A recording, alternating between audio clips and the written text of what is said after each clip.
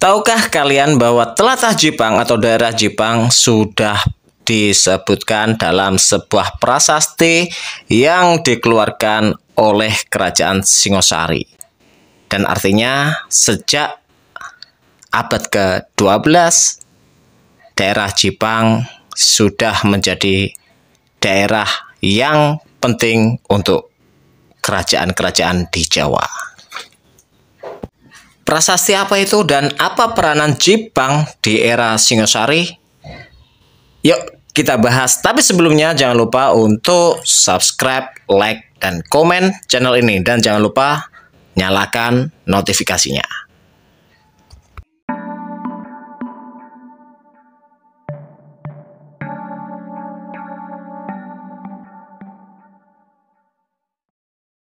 Sahabat sejarah dan misteri, Jipang sudah disebutkan dalam sebuah prasasti di era Kerajaan Singosari, yaitu Prasasti Maribong.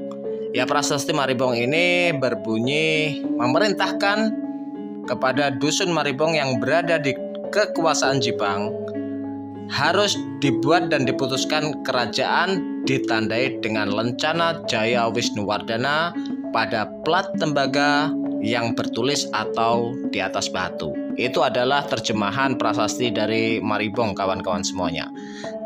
Tapi untuk apa prasasti ini dikeluarkan oleh Kerajaan Singosari yang pada saat itu dipimpin oleh rajanya yaitu Jaya Wisnuwardana?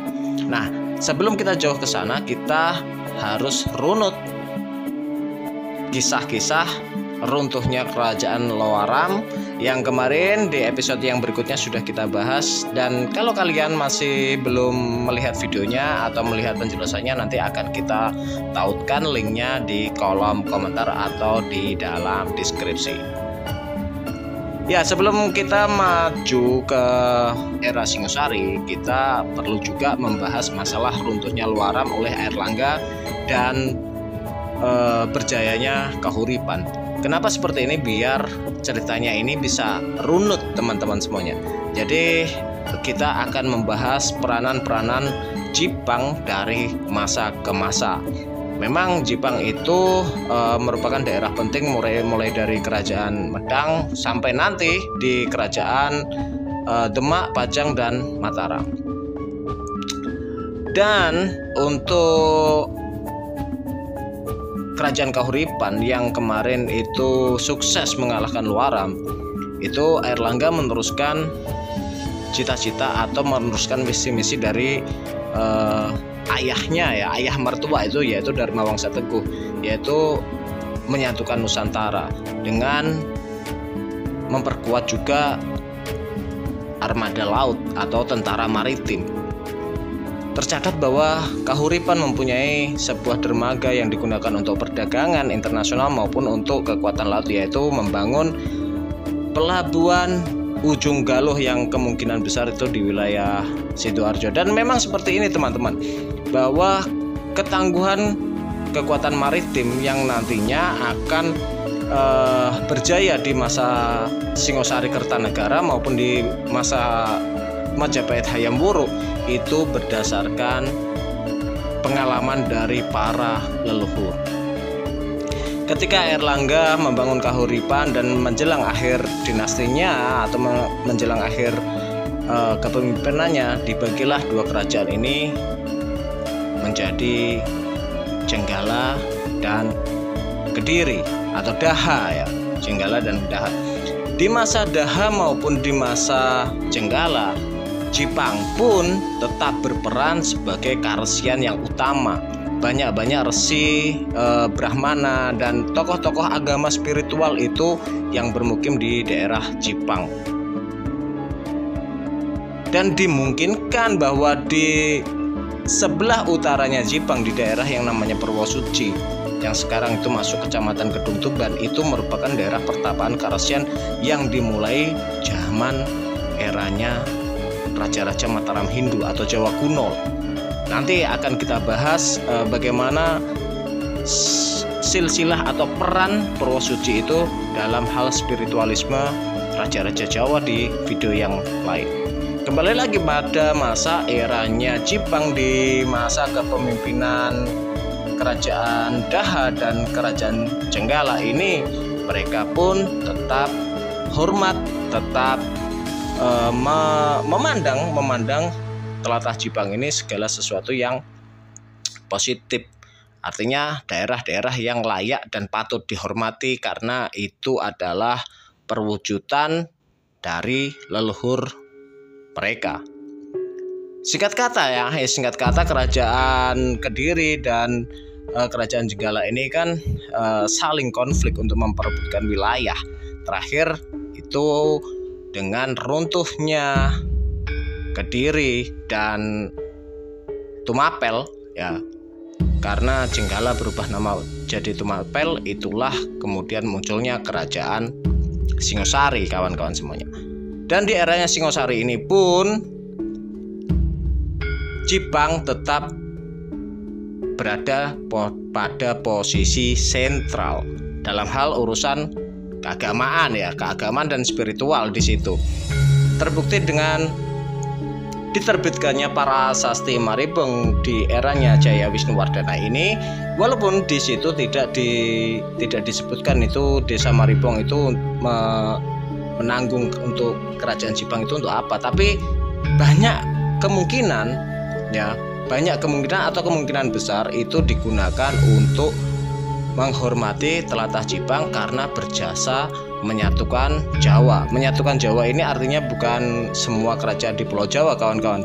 Kemungkinan itu adalah menyatukan Kerajaan Jenggala dan Kerajaan Kediri di bawah kekuasaan Singosari.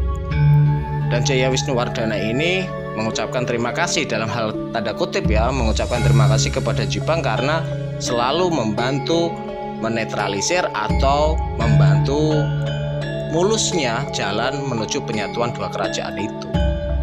Itulah kenapa Jipang dari era ke era selalu menjadi pusat atau sentral kegiatan spiritual yang sangat dihormati oleh raja-raja Jawa pada masa itu, kawan-kawan semuanya. Lalu di manakah letak Dusun Merbong atau Maribong yang disebutkan dalam Prasasti Maribong itu? Dan Prasasti Maribong ini juga biasa disebut adalah Prasasti Trowulan II yang dikeluarkan pada tahun 1186 Saka atau 1264 Masehi. Wow, Jipang sudah eksis guys di abad ke-12 Masehi.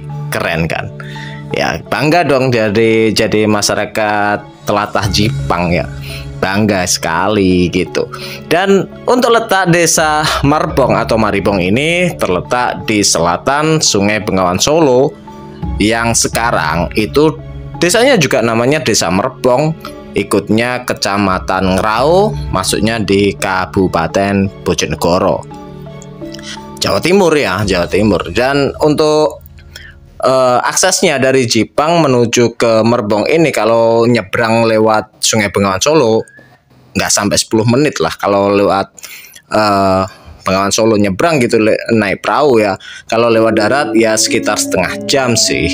Lumayan jaraknya ya lumayan juga. Namun apapun itu, dengan adanya Prasasti Maribong yang dikeluarkan oleh Kerajaan Singosari di eranya Jaya Wisnuwardana ini menunjukkan bahwa eksistensi Jipang memang itu sudah ada sejak era Kerajaan Jawa Purba. Ya, mulai dari Kerajaan Mataram Hindu, Medang, Kahuripan, Singosari, dan nanti kelak di Majapahit. Dan memang Kadipaten Jipang ini eksistensinya lebih diakui ketika pada era akhir Kerajaan Majapahit dan awal-awal berdirinya Kerajaan Demak dengan berbagai macam intrik perebutan kekuasaan di Kerajaan Demak atau Kesultanan Demak ya, karena bentuknya itu adalah Islam, Demak itu disebutnya adalah Kesultanan. Nah, itu saja untuk episode kali ini, sejarah berdirinya tlatah Jipang yang kelak disebut Kadipaten Jipang. Dan bagi kalian kalau ada informasi yang bermanfaat tentang sejarah Jepang, kalian bisa tulis di kolom komentar. Dan tidak lupa mengingatkan kalian semuanya, jangan lupa untuk subscribe, like, dan kalau memungkinkan atau kalian ikhlas di share bahwa Jepang ini adalah sebuah daerah yang betul-betul istimewa. Sekian sahabat sejarah dan misteri, sampai ketemu di video berikutnya. See you next time and wassalam.